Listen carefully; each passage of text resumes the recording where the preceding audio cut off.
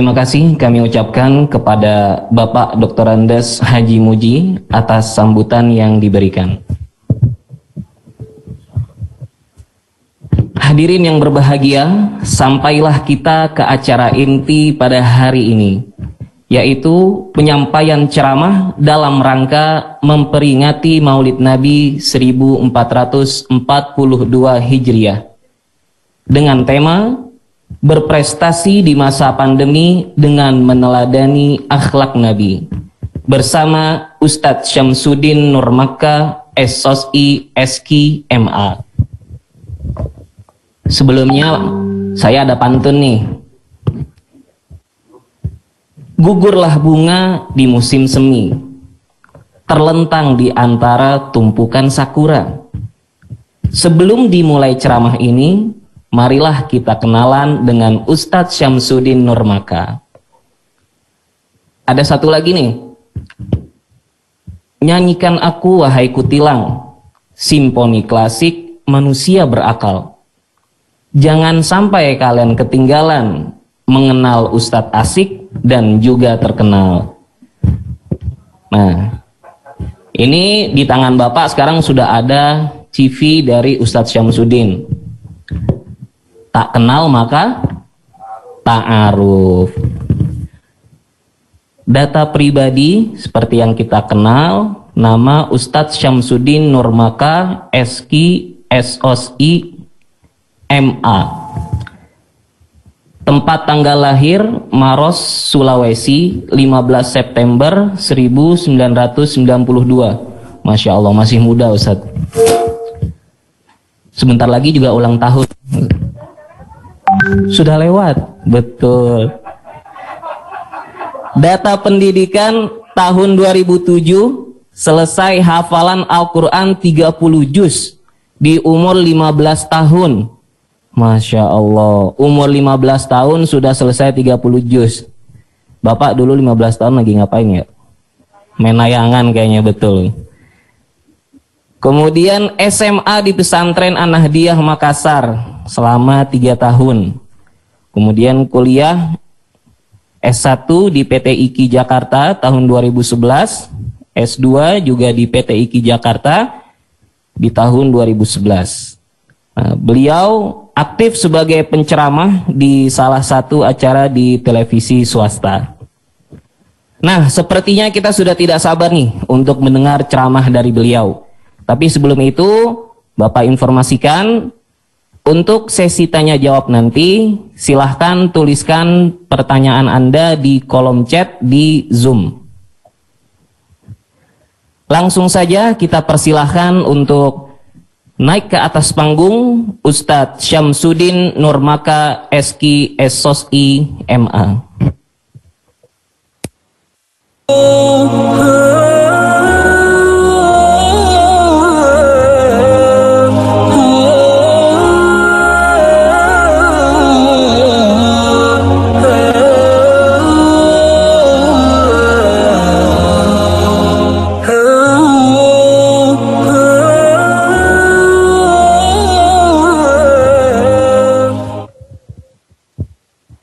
Bismillahirrahmanirrahim. Alhamdulillahirabbil alamin.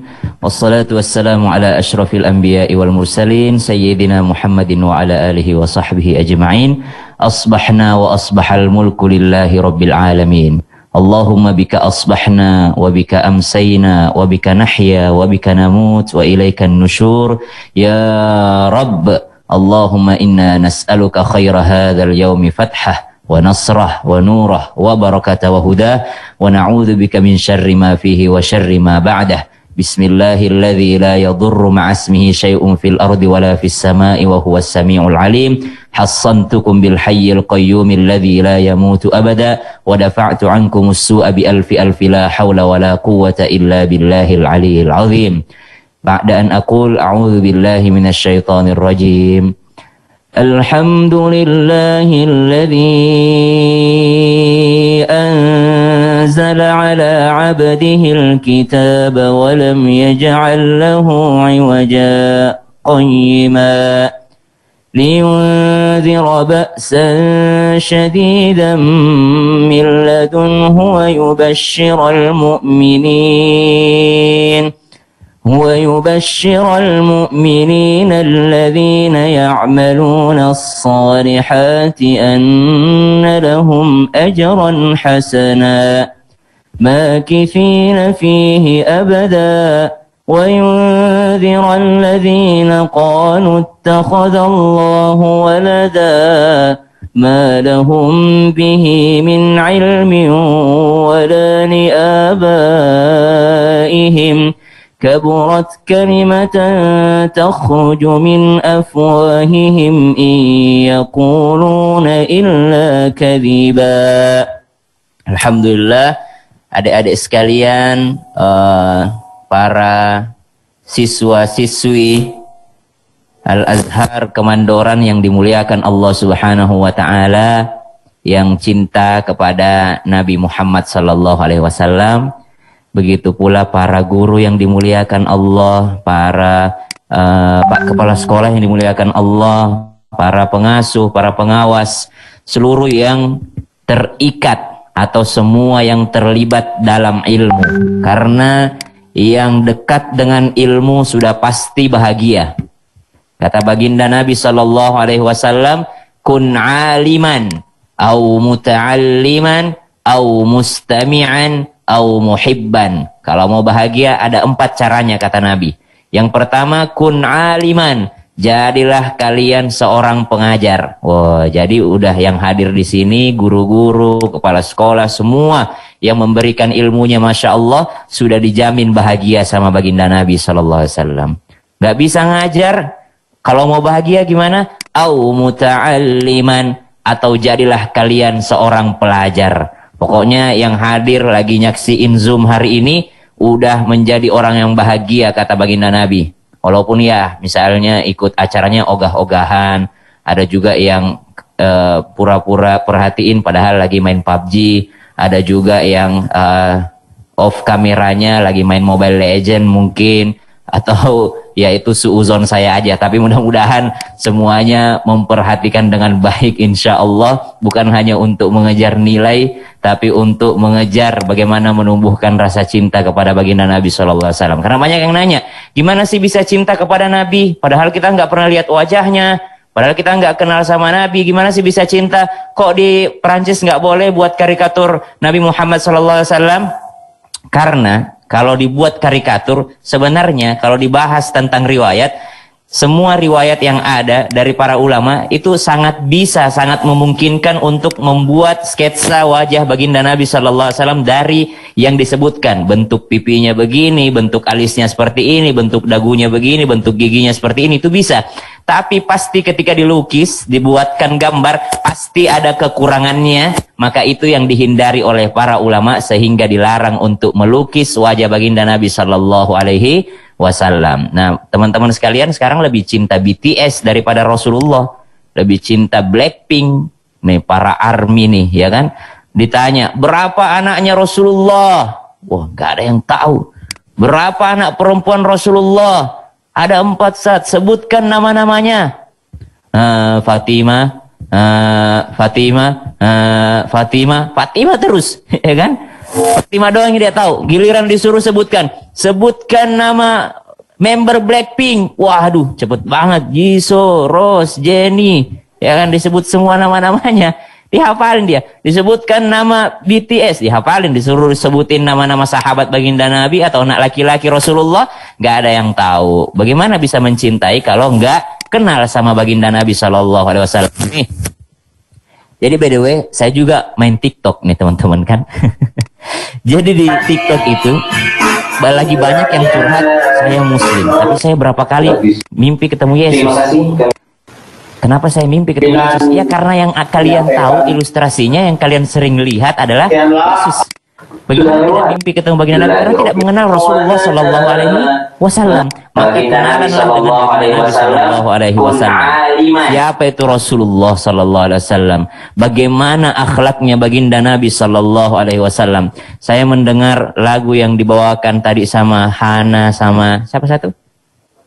Fazel Fazal Samahana, Masya Allah, itu dari syair-syair itu saja bisa membuat kita meneteskan air mata, bersedih, mengingat bagaimana baginda Nabi SAW itu masih 2 bulan di kandungan, udah meninggal ayahandanya. Kemudian lahir ke dunia, ditinggalkan atau yang namanya sudah tidak punya ayah, menjadi yatim. Kemudian dibawa oleh Sayyidatina Halimatus Sa'diyah, Sayyidatina Halimah dari Bani Sa'ad. Kemudian kembali kepada ibundanya, terus ibundanya ngajakin ziarah kubur ayahnya. Pas pulang dari kuburan ayahnya Abdullah, di tengah jalan kata ibundanya, anakku Ahmad, kayaknya mama capek deh. Boleh nggak mama duduk dulu istirahat? Sambil duduk berbaring di pahanya Rasulullah SAW, ibundanya meninggal dunia. Ibunda Aminah radhiyallahu taala anha warḍaha. Lihat bagaimana setelah itu dirawat sama kakeknya.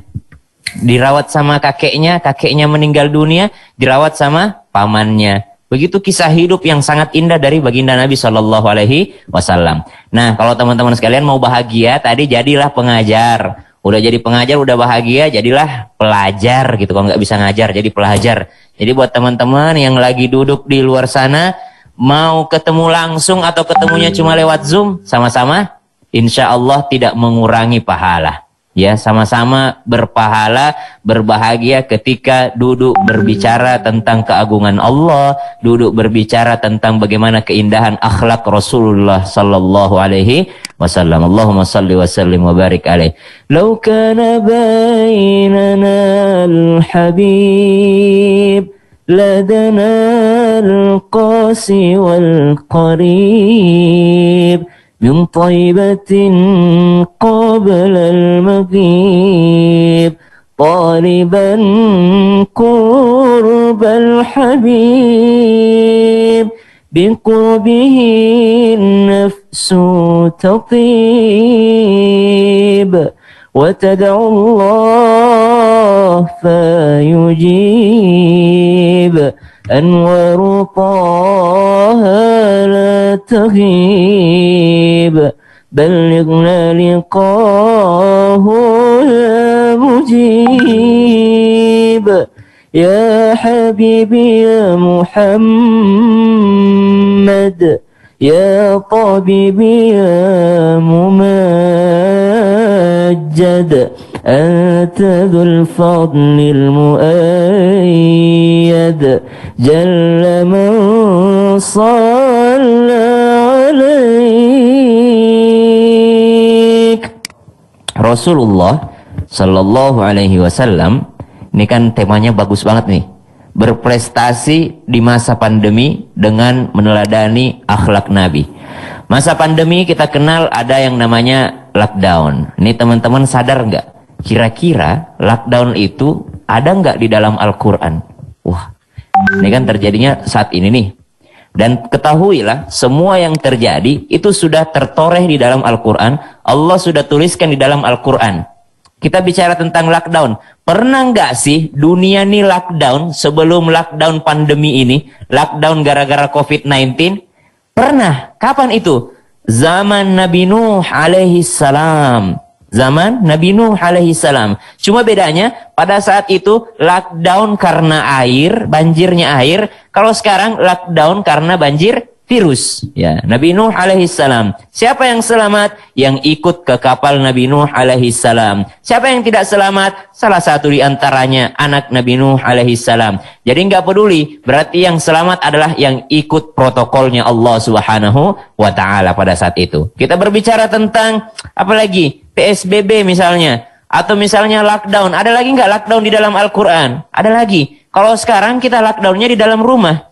Nah ini lockdownnya lebih parah lagi daripada kita. Lockdown di dalam perut ikan. Siapa itu? Nabi Yunus alaihi salam. Nabi Yunus alaihi salam nggak lockdown di dalam rumah, tapi lebih parah daripada itu, lockdown dalam perut ikan. Mungkin ada teman-teman yang mikir nih, atau orang tuanya yang mikir, aduh gimana ya saya bisa bayarin sekolah kamu, gimana ya, ini orang tua santri, orang tua siswa nonton nggak? Oh ikutan ya. Mungkin ada bapak-bapak sekalian atau ibu-ibu sekalian yang mengatakan gimana mama bisa cari rezeki, gimana bapak bisa cari nafkah untuk sekolahin kamu, gimana kita bisa makan sehari-hari, papa udah bangkrut, gimana ini, mengkhawatirkan tentang makanan sehari-harinya. Padahal ada yang lebih parah daripada lockdown kita sebelumnya. Siapa itu? Nabi Yunus alaihissalam. 40 hari 40 malam di dalam perut ikan. Kira-kira kalau perhitungan, kira-kira ada nggak kira-kira kesempatan untuk Nabi Yunus selamat gitu? Nggak ada. 0,0000% bisa selamat Nabi Yunus alaihissalam. Tapi Allah berkata lain. Berada di dalam perut ikan, tetap saja Allah kasih rezeki. Tetap saja Allah kasih rezeki kepadanya. Kenapa ketika lockdown beliau membaca wa nada fil dhulumati alla ilaha illa ant subhanaka inni kuntu minadh dhalimin. Nabi Yunus alaihi salam, beliau di dalam perut ikan, nada fil dhulumat. Nabi Yunus berdoa di dalam kegelapan. Nada yakni memanggil Allah, meminta kepada Allah, berdoa, request kepada Allah Subhanahu wa taala, memanggil Allah. Nada, dia panggil Allah. Bagaimana cara memanggilnya? Fil dhulumat. Di mana dia memanggilnya? Fil dhulumat, di dalam kegelapan. Berapa kegelapan Nabi Yunus alaihissalam? Kata para ulama, mufassirin mengatakan ternyata kegelapannya itu melebihi kegelapan sebelumnya. Karena 3 macam kegelapan Nabi Yunus. Kegelapan dalamnya lautan, kegelapan malam, dan kegelapan perut ikan. 3 kegelapan yang dirasakan Nabi Yunus alaihissalam. Lalu beliau membaca, La ilaha illa anta. Tidak ada Tuhan selain engkau ya Allah. Aku nih nggak berdaya ya Allah. Bukan aku yang bukan gara-gara aku rezeki datang, tidak. Tapi engkau ya Allah. Tidak peduli bagaimana bagusnya pekerjaanku, kalau engkau tidak memberikanku rezeki, itu tidak ada apa-apanya ya Allah. La ilaha illa anta. Subhanaka inni kuntu minadh dhalimin. Maha suci engkau ya Allah. Maha suci means ketika seseorang merasa suudzon kepada Allah, itu subhana. Subhana itu artinya Allah itu tetap stabil, Allah tetap maha tinggi, Allah tetap maha kuasa, sebagaimanapun umat hambanya Allah Subhanahu wa taala durhaka kepadanya. Jadi kalau ada misalnya hamba yang suudzon kepada Allah Subhanahu wa taala, makanya kalau kita lihat sesuatu yang mungkin tidak begitu disenangi atau sesuatu yang tidak begitu baik, kita bilang subhanallah, gitu kan? Maha suci Allah atas segala ciptaannya. Misal kita berdoa, ya Allah saya minta nilai A, tapi Allah ngasihnya nilai D gitu. Kita bilangnya apa? Subhanallah gitu. Ya kalau mau ditambah innalillah nggak apa-apa, innalillahi wa inna ilaihi rajiun. Tapi ternyata kita bilang subhanallah, saya udah belajar, saya udah ini, ternyata nilaiku tetap segini. Subhanallah, tetap maha suci Allah atas apa yang diberikan kepada saya. Subhanaka inni kuntu minadh dhalimin. Karena sesungguhnya sayalah yang salah gitu, kata Nabi Yunus alaihissalam. Inni kuntu minadh dhalimin. Saya sesungguhnya termasuk orang-orang yang zalim. La ilaha illa anta subhanaka inni kuntu minadh dhalimin. Itu lockdown tuh. Apakah Nabi Yunus selamat? Selamat. Maka dari itu kita juga bisa selamat dari lockdown ini. Perbanyak membaca la ilaha illa anta, introspeksi diri, lalu kita jangan menyerah karena seorang Nabi Yunus saja dengan 3 kegelapan Allah selamatkan karena doa la ilaha illa anta subhanaka inni kuntu minadh dhalimin. Itu masa pandemi. Kemudian nih, kira-kira nih teman-teman, ya kan bete juga kan tinggal di rumah terus gitu. Yang lucu tuh ada yang begini, dia nggak mau sholat Jumat, alasan pandemi. Giliran diajak ngopi mau dia. Diajak meeting ke mall mau, giliran diajak sholat Jumat, waduh nggak apa-apa kali Ustadz ya, boleh orang tidak sholat Jumat dulu ya kali ya, kita sholat duhur di rumah aja karena pandemi. Giliran sholat pandemi alasannya, giliran diajak meeting ke mall datang dia. Nggak apa-apa Ustadz, kayaknya protokol di mall itu udah bagus protokol. Bagaimana ceritanya? Ya giliran ke masjidnya dia bilang alasannya boleh tidak sholat Jumat alasan pandemi, tapi samakan ketika kau diajak ke mall, samakan ketika kau diajak liburan. Jangan ketika di masjid kau alasan pandemi, giliran ke puncak kau pergi, giliran ke Bali kau pergi, giliran ke Labuan Bajo kau pergi, ya kan beda ceritanya gitu. Jadi pandemi kalau misalnya alasan pandemi sama ratakan gitu. Ada nggak kira-kira teman-teman kalau keluar rumah nih di masa pandemi ini, ada nggak kesempatan kita tuh nggak kena virus? Kayaknya nggak ada deh. Di duit ada virus, di handphone ada virus, Dimanapun ada virus. Jadi kalau kita lihat berita gitu ya, di mana-mana kita nggak pernah selamat atas apa yang kita sentuh gitu. Sebersih-bersihnya orang itu tidak akan, ya kayaknya dengan begitu menakutkannya, berbahayanya virus ini. Jadi kayaknya kita tuh nggak ada kesempatan untuk tidak terkena oleh virus ini. Tapi bisa nggak kita selamat? Buka lagi Al-Quran. Ada lagi kisahnya. Siapa itu? Nabi Ibrahim alaihissalam. Nabi Ibrahim alaihissalam dilemparkan ke api oleh Raja Namrud. Ketika dilemparkan ke api oleh Raja Namrud, berada di atas api, datang malaikat Jibril. Karena inisiatif malaikat Jibril, ini kok Allah kok nggak nyuruh kita nyelamatin Ibrahim ya? Kenapa ya? Akhirnya malaikat Jibril inisiatif. Wah bahaya nih kalau nggak ada yang nyelamatin Ibrahim nih. Malaikat Jibril alaihissalam datang kepada Nabi Ibrahim alaihissalam lalu bertanya, Ibrahim, mau gue tolongin nggak? Ibrahim, mau aku tolongin nggak? Kata Nabi Ibrahim, gue nggak butuh sama lo, tapi gue butuhnya sama Allah. Gitu jawaban Nabi Ibrahim tuh. Gue nggak butuh pertolongan lo Jibril, tapi gue butuh pertolongannya Allah. Bahasa Arabnya apa? Hasbi Allah. Cukuplah Allah bagiku gitu. Padahal malaikat Jibril udah siap-siap nih. Udah koordinasi sama teman-temannya. Malaikat angin, kalau Allah sudah bilang tolongin Ibrahim, kau langsung hembuskan anginmu supaya apinya mati. Malaikat penjaga tanah, kalau Allah mengatakan tolongin Ibrahim, langsung kau gulung tuh api, biar mati apinya. Malaikat hujan, kalau Allah katakan tolongin Ibrahim, langsung turunin hujan. Ini Jibril nungguin, tapi nggak ada komando-komando juga dari Allah Subhanahu Wa Taala. Maka kata Nabi Ibrahim, saya nggak butuh pertolongan kamu, tapi saya butuh pertolongan Allah. Bahasa Al-Qurannya, hasbi Allah. Cukuplah Allah bagiku. Kalau banyak orang, hasbunallah. Kalau sendiri, hasbi Allah. Kalau banyak orang, hasbunallah. Maka apa yang terjadi? Apakah Nabi Ibrahim masuk ke dalam api? Tetap masuk ke dalam api. Tapi lihat cara Allah nolonginnya. Nabi Ibrahim tetap masuk ke dalam api, tapi Allah mengubah zat apinya dari yang awalnya panas membakar menjadi barodan wa salaman ala Ibrahim. Menjadi dingin dan menyelamatkan bagi Nabi Ibrahim alaihissalam. Mungkin ya, kita kan keluar nih nggak ada kesempatan selamat lagi dari virus. Karena virusnya udah di mana-mana gitu. Di handphone, di uang, dimanapun itu ada.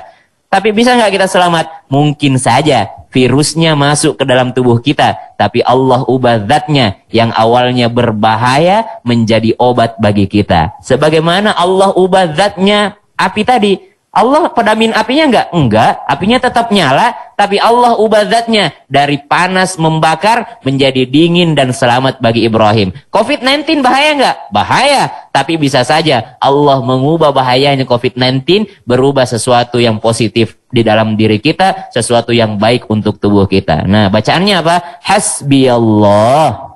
Bisa disambung, wa ni'mal wakil, ni'mal maula wa ni'man nasir, wala haula wala quwata illa billahil aliyil azim. Tapi bukan hanya sekedar bacaan, bro. Ikuti juga akhlaknya Nabi Ibrahim alaihissalam. Gimana sih Nabi Ibrahim itu? Nabi Ibrahim tuh suka debat sama bapaknya. Jadi kalau misalnya lo punya bapak rese, ya kan, punya bapak yang nyuruh-nyuruh sholat tapi dia kagak sholat, gitu kan, banyak juga bapak begitu.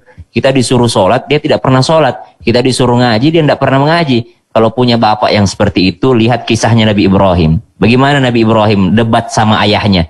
Ayahnya Nabi Ibrahim itu bukan hanya kafir, tapi pembuat patung gitu. Lebih parah, dia koordinator kafirnya pada saat itu. Tapi bagaimana akhlaknya Nabi Ibrahim? Ini buat teman-teman nih kan, anak-anak SMP nih. Bagaimana kita menghadapi orang tua yang emang resek banget gitu.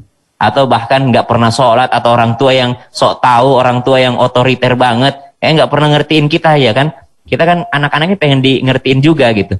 Tapi ada orang tua yang udah nggak ngerti, nggak ada ilmunya, ya kan? Tapi merasa sok tahu paling bener gitu, karena mentang-mentang dia lebih tua aja gitu, dan mentang-mentang dia yang ngelahirin kita gitu kan? Bagaimana menghadapi orang tua yang seperti ini? Ternyata Allah Subhanahu Wa Taala ngasih kisahnya Nabi Ibrahim dalam Al-Quran, ya kan? Wadhkur fil kitabi Ibrahim.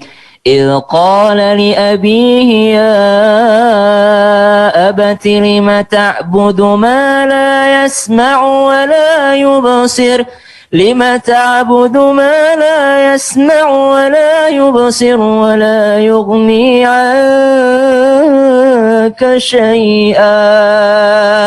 Bagaimana Nabi Ibrahim alaihissalam debat sama ayahandanya? Seburuk-buruknya ayah Nabi Ibrahim tetap ngomong gini, ya abati, wahai ayahku. Bahasa Arabnya ayah tuh apa sih? Abi, ya kan? Abah gitu. Abu gitu. Tapi kalau bahasa cintanya, bahasa sayangnya itu abati. Ya abati. Kalau abati itu seakan-akan ngomong gini, wah papa sayang gitu. Ayah sayang, bapak sayang gitu. Seakan-akan bapakku yang aku cintai. Padahal udah benci banget nih sama bapaknya nih. Karena bapaknya yang menghalangi agama dari yang dibawa oleh Nabi Ibrahim AS. Tapi tetap berbahasa yang sangat indah. Artinya apa? Kita punya ayah yang mungkin tidak terlalu baik akhlaknya, ibadahnya atau ilmunya, kasar perangainya, tidak bagus akhlaknya. Kita tetap harus berbahasa cinta dengan mereka. Ayahku, muliakan ayah kalian, muliakan ayahanda kalian. Lihatlah mereka itu yang bekerja banting tulang supaya kalian bisa sekolah, ya. Ya abati, wahai ayahku sayang. Barulah setelah itu debat tuh. Lima ta'budu ma la yasma'u wa la yubsiru wa la yughni 'anka syai'a. Dad, ini yang kau bilang Tuhan nih. Mala ta'budu la yasma'u wa la yubsir. Kok Tuhanmu nggak bisa mendengar sih? Wa la yubsir, nggak bisa ngelihat juga. Wa la yughni 'anka syai'a, nggak pernah ngasih kamu apa-apa juga. Dia ngomong kayak gitu kayaknya. Artinya boleh kita berdebat dengan ayah dengan apa? Dengan ilmu, dengan cara yang sangat lembut, dan juga dengan yang namanya sesuatu yang logis gitu. Lalu Nabi Ibrahim, apakah ayahnya langsung baik? Enggak. Kata ayahnya Nabi Ibrahim, ya Ibrahim, la illam tantahi la arjumannaka wahjurni maliya. Kata ayahnya Nabi Ibrahim, Ibrahim, lo diem nggak? Kalau lo nggak diem, gue usir dari rumah atau saya rajam engkau. Tapi apa jawaban Nabi Ibrahim alaihissalam? Ya abati, wahai ayahku, sa'astaghfiru laka rabbi innahu kana bi hafiya. Masya Allah, kata ayahnya, kata Nabi Ibrahim, ayahku, saya akan minta ampunkan engkau kepada Allah Subhanahu wa taala karena Allah itu baik banget sama aku. Itu dari Nabi Ibrahim seakan-akan nyinggung Allah. Ya Allah, masa lo tega sih sama bokap gue gitu? Masa tega sih sama bapakku? Karena engkau udah baik banget sama aku. Masa kau jahat sama bapakku gitu? Innahu kana bi hafiya. Allahu Akbar. Kisah Nabi Ibrahim ini bisa jadi contoh banget buat teman-teman sekalian. Kalau misal teman-teman sekalian merasa drop dengan seorang orang tua, baik ayah ataupun ibu yang mungkin tidak sejalan sepemikiran dengan kalian. Mungkin mereka nggak sholat, mungkin mereka ini, tapi kalian tetap harus berbakti kepada mereka. Masya Allah. Baiklah, karena sudah jam 9:39, maka dari itu saya mulai ceramahnya. Tolong itu, siapa namanya itu? Ahmad F. Tidak bergerak, dia pasang screenshot mukanya doang itu kali. Ahmad Fauzi itu. Weh Fauzi, kau pasang itu green screen ya? Ya Allah. Weh Fauzi, ya begitu bergerak. Tadi kau pasang fotomu saja kali. Bisa dengar suara saya nggak, Fauzan? Subhanallah. Bismillahirrahmanirrahim. Rasulullah sallallahu alaihi wasallam. Nah, kita masuk nih ke akhlak baginda Nabi sallallahu alaihi wasallam. Gimana sih Rasulullah itu? Gimana sih Rasulullah itu belajarnya berprestasi ala baginda Nabi sallallahu alaihi wasallam? Jadi ketika Rasulullah tuh udah sama pamannya, Nabi tuh kan numpang hidup ya sama pamannya. Karena anak yatim, nggak punya ayah. Kakeknya juga udah meninggal, akhirnya Rasulullah tuh numpang sama ayahnya. Bukan numpang sih, dirawat sama ayahandanya. Cuma yang ngerawat ini juga bukan orang yang tajir-tajir amat. Dia cuma orang yang sederhana. Abu Thalib tuh orang yang sederhana. Punya anak, ya dalam riwayat disebutkan, ada yang mengatakan 9, ada yang mengatakan 11 gitu. Anaknya Abu Thalib. Jadi rame banget gitu di rumahnya. Maka Rasulullah SAW pada saat itu umur 8 tahun bersama dengan paman beliau. Beliau apa yang terjadi? Beliau ikutan makan, terus ketika ikutan makan karena nggak enak gitu, jadi nungguin sepupu-sepupunya selesai makan. Nanti sepupunya selesai makan, sisa-sisa dari sepupunya itu yang dipungutin Nabi lalu dimakan gitu. Orang paling mulia yang pernah diciptakan Allah Subhanahu wa taala itu mau makan sisa dari sepupunya. Sedangkan kita bukan Nabi, kita bukan Rasul, kita bukan sahabat, sering sekali kita membuang-buang makanan gitu. Dengan alasan kita mampu untuk membelinya. Maka pelajaran pertama teman-teman, kalau mau jadi orang yang berprestasi mengikuti akhlak Nabi, jangan pernah mubadzir. Jangan pernah membuang-buang makanan. Mentang-mentang kalian mampu lalu kalian membuang-buang makanan. Mentang-mentang kalian mampu lalu kalian seakan-akan beli ini, pesan apa mbak, pesan ini, tapi ternyata nggak habis gitu.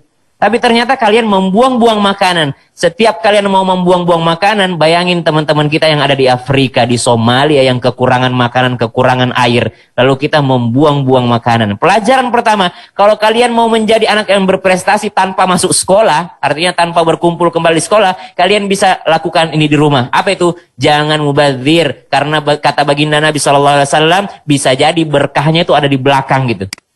Bisa jadi berkahnya itu ada yang di sisa-sisa belakang yang kita makan. Jangan membuang-buang makanan. Sok-sokan pesan banyak, sok-sokan ini. Kalau bisa kalian lebih banyak bersedekah. Boleh pesan banyak makanan di GoFood, tapi gimana caranya? Pesan banyak, kasih juga sih tukang ojeknya nih. Yang bawa makanan itu kasih juga, bersedekah kepada mereka. Jangan buang-buang makanan, jangan buang-buang uang kalian dengan sesuatu yang gak penting, yang gak berfaedah gitu. Habis duitnya dipakai beli UC PUBG.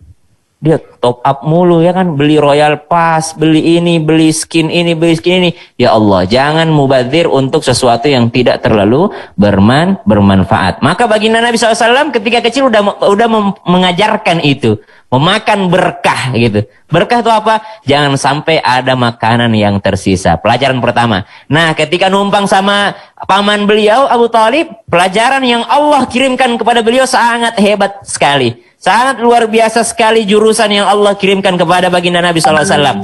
Kata Nabi Muhammad, paman, gak enak nih kalau numpang doang. Boleh gak kalau aku kerja gitu? Boleh gak kalau aku kerja? Kata pamannya, mau kerja apaan? Kata Rasulullah, aku pengen mengembala kambing aja deh. Akhirnya Rasulullah jadi pengembala kambing. Tapi ternyata itu sudah skenario Allah. Karena dalam riwayat disebutkan, ma min nabiyyin illa wara'al ghanam.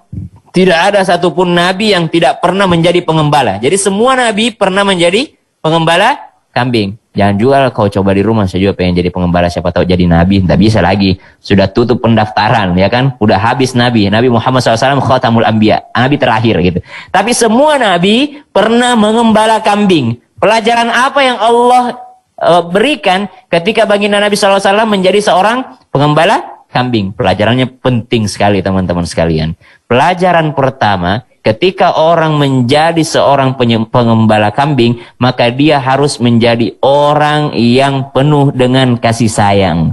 Masya Allah. Nih kalian sekolah di manapun, gak bakal ada jurusan kasih sayang, gak ada. Kalian kuliah dimanapun gak ada. Mau fakultas apa? Fakultas kasih sayang, gak ada kan? Atau jurusan apa? Jurusan cinta kasih, gak ada itu, gak ada. Gak ada kampus manapun, sekolah manapun yang ngajarin itu. Maksudnya satu jurusan yang sangat fokus kepada itu, tidak. Tapi Rasulullah SAW diberikan sama baginda Nabi diberikan oleh Allah Subhanahu Wa Taala satu jurusan yang sangat penting. Apa itu? Jurusan kasih sayang. Dari siapa? Dari Allah Subhanahu Wa Taala. Gak mungkin bisa merawat kambing kalau gak punya kasih sayang. Dia harus tahu kambing mana yang lagi sakit, kambing mana yang lagi bad mood, kambing mana yang lagi galau, kambing mana yang lagi habis diputusin sama pacarnya gitu. Rasulullah harus tahu gitu mana kambing yang lagi gak enak perasaannya, kambing yang lagi sakit. Jadi jurusan cinta kasih dari Allah Subhanahu wa Ta'ala. Yang kedua, kenapa Allah Subhanahu wa Ta'ala memberikan satu pelajaran penting kepada Rasulullah menjadi seorang pengembala kambing? Karena Allah Subhanahu wa Ta'ala menginginkan Rasulullah SAW menjadi seorang yang teliti. Orang mengembala kambing harus teliti. Kalau dia bawa berangkat kambing 100 ekor, gak boleh dia bawa pulang 101. Ini 1 ekor kambing siapa nih? Ya kan? Kalau dia berangkat dengan 100 ekor kambing, nggak boleh juga dia pulang dengan 90 ekor. 10-nya kemana? Dijualin kemana gitu. Jadi menjadilah seorang yang teliti. Rasulullah SAW diajarkan oleh Allah Subhanahu Wa Taala menjadi seorang yang teliti gitu. Masya Allah. Yang ketiga, Rasulullah menjadi seorang pengembala kambing untuk apa? Menjadi seorang yang amanah. Menjadi seorang yang amanah. Seperti tadi, membawa kambing berapa, harus pulang berapa. Dan yang paling penting, jurusan yang Rasulullah diajarkan sama Allah ketika menjadi pengembala kambing, yaitu jurusan sabar. Bisa nggak kira-kira orang mengembala kambing tanpa kesabaran? Gak bakal bisa, harus sabar banget gitu. Kenapa Allah Subhanahu wa Ta'ala semua nabi diberikan pekerjaan sebagai pengembala kambing? Karena kalau mereka sudah bisa handle, mereka sudah bisa tangani para kambing ini, pastilah mereka akan lebih mudah menangani yang berakal, yaitu manusia. Toh pada kenyataannya kadang-kala manusia lebih susah diatur daripada kambing. Makanya Allah Subhanahu wa Ta'ala torehkan di dalam Al-Quran, ternyata walaqad dzara'na li jahannama katsiran minal insi wal jin lahum qulubun la yafqahuna biha wa lahum adhanun la yasma'una biha wa lahum a'yunun la yubsiruna biha ulaika kal an'am bal hum adall. Makanya penghuni neraka itu lebih banyak daripada manusia dan jin. Dari golongan apa? Orang-orang punya hati tapi nggak berpikir dengan hatinya. Tahu nggak sih berpikir dengan hati? Kira-kira teman-teman ini kalau ditanya, yang berpikir kita apa? Yang berpikir itu apa? Pasti teman-teman akan jawab akal gitu. Tapi ternyata Al-Quran bilang yang berpikir itu adalah hati. Kenapa hati? Kalau hitungan akal gampang. Gue untung, ya gue bahagia gitu doang. Pokoknya gue dapat banyak, gue bahagia. Itu kalau hitungan akal. Pokoknya 1 tambah 1 nggak peduli punya orang kah, punya siapa kah. Yang penting gue dapat banyak. Korupsi di mana-mana, curi bukan hak dia, mengambil, curang, cheating. Dalam hal ujian, dalam hal apapun itu, sogok, menyogok. Ya udah itu karena perhitungan akal. Yang penting gue bahagia, yang penting gue beruntung. Tapi kalau hati yang berpikir nggak kayak gitu. Hati yang berpikir nggak kayak gitu. Hati itu kalau berpikir ya dia mikir dulu sebelum berbuat. Jangan sampai ini menyakiti hati orang lain. Lo tau nggak sih di TikTok lagi viral banget orang-orang yang pakai lagu "Saya pamit mau pulang". Itu apaan itu? Tidak menghargai orang lain. Dia menghina orang dengan lagu itu. Kemudian banyak sekali, subhanallah. Jangan heran Bu, saya ini seleb TikTok Bu. Saya follower saya banyak banget di TikTok ya. Like saya sudah sampai 6M. Ya, ibu ngikutin ya, subhanallah. Ternyata bukan cuma saya. Pantes aja di komen saya itu, di kolom komentar itu banyak banget yang komen, ya Allah calon mantu. Saya bilang ini follower saya ibu-ibu semua apa gimana? Kok calon mantu? Harusnya itu kan calon suami ini kok calon mantu gitu. Berarti orang-orang tua yang ngikutin saya di TikTok. Cek, balik lagi kok kita lari ke TikTok. Kita tadi ngomongin Nabi Muhammad loh. Ya, jadi berpikir dengan hati. Berpikir dengan hati dan berpikir dengan akal itu beda. Kalau berpikir dengan hati, kita nggak mau ngambil hak orang lain. Kita nggak mau menjahati orang lain, mengkhianati orang lain, menyakiti perasaan orang lain dalam bentuk apapun itu. La yaskhar qaumun min qaumin asa ay yakunu khairan minhum. Jangan kau rendahkan orang lain, karena boleh jadi yang kau rendahkan itu lebih baik dari kau. Wala nisa'um min nisa'in asa ayyakunna khairan minhunna. Jangan merendahkan perempuan lain karena bisa jadi yang direndahkan itu lebih baik daripada perempuan yang merendahkan. Wala talmizu anfusakum wala tanabazu bil alqab. Jangan memanggil dengan sebutan yang tidak disukai sama orang. Lo ganti nama orang, Dut. Waduh. Parah banget, dia ganti nama orang Dut. Waduh, padahal namanya udah bagus banget. Namanya Ahmad, panggilnya Mat. Wah. Jangan. Ya, namanya Ahmad tapi panggil Mat. Janganlah mengganti nama orang dengan sesuatu yang tidak mereka sukai gitu. Ya, memberikan gelar. Ya, katanya kan itu sunnah ya Ustadz. Sunnahnya Rasulullah manggil istrinya Aisyah kan ya Khumairah, yang kemerah-merahan. Jadi karena ibu saya kehitam-hitaman, ku panggil Hajar Aswad gitu. Jangan bapak saya kehitam-hitaman dia panggil ya Hajar Aswad. Jangan sampai kayak gitu ya.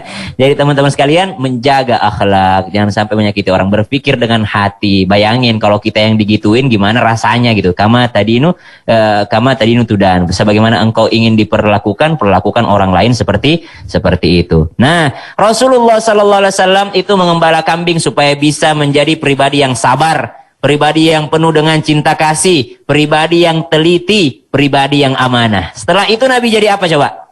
Nabi pernah jadi seorang kuli bangunan.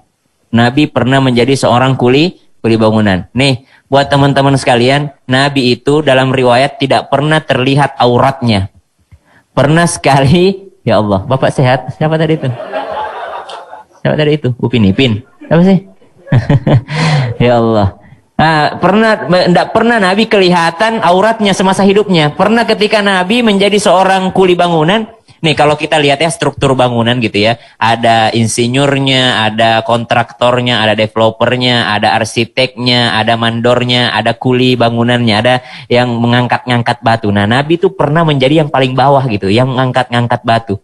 Untuk apa? Untuk menunjukkan kepada kita, tidak peduli posisi jabatanmu apa, kalau kau menjadi orang yang bertakwa kepada Allah, engkau akan menjadi manusia yang mulia. Jadi Allah tidak memandang pekerjaanmu selama itu halal, selama posisimu itu adalah membawamu untuk lebih dekat kepada Allah, maka engkau akan menjadi pribadi yang mulia. Engkau entah engkau berada di atas atau engkau berada di level paling bawah, engkau bisa menjadi paling mulia kalau engkau menjaga takwa kepada Allah Subhanahu wa taala. Itu Nabi, seorang manusia paling mulia yang pernah Allah ciptakan. Coba cari di Google, manusia paling baik atau manusia terbaik. Itu pasti yang muncul Rasulullah SAW. Bahkan orang kafir pun mengakui itu.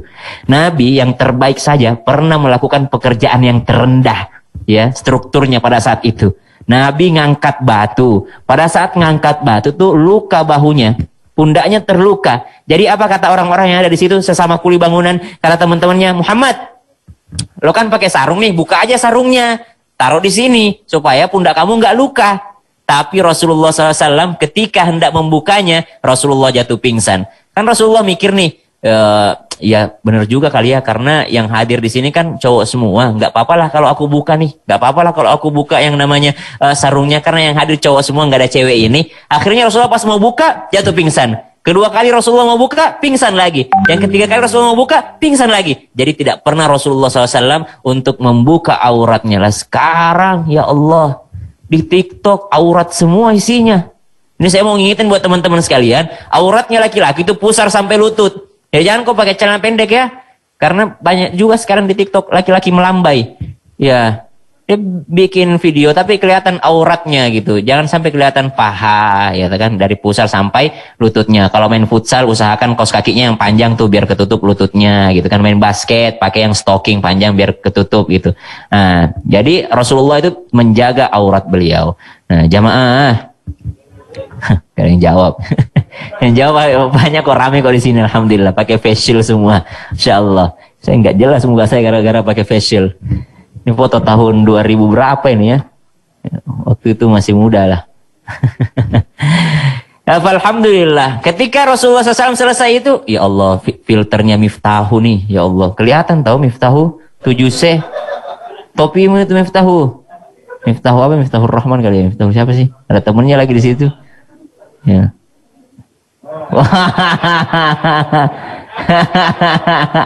Ayo lo dipin lo, Miftahur Rahman. Ya Allah, subhanallah. Mirip siapa gitu, kayak pernah lihat di mana gitu ya.